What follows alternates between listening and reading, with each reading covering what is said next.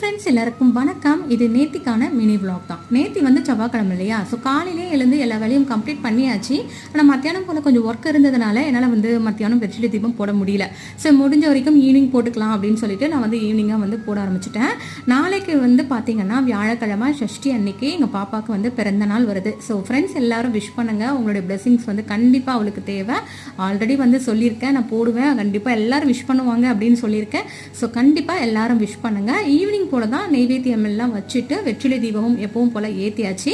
So நேற்று வந்து பார்த்தீங்கன்னா தனியாக வெளியே வந்து நெய் விளக்கு வாங்கியிருந்தேன். ஸோ அந்த விளக்கு யூஸ் பண்ணி தான் நான் வந்து விளக்கேற்றிருந்தேன். இந்த பூஜை வந்து கண்டிப்பாக உங்களுக்கு பிடிச்சிருக்கும். நீங்கள் யாரெல்லாம் வந்து வெற்றிலை தீபம் போட்டிங்க அப்படிங்கிறத மறக்காமல் கமெண்ட் செக்ஷனில் கமெண்ட் பண்ணுங்கள்.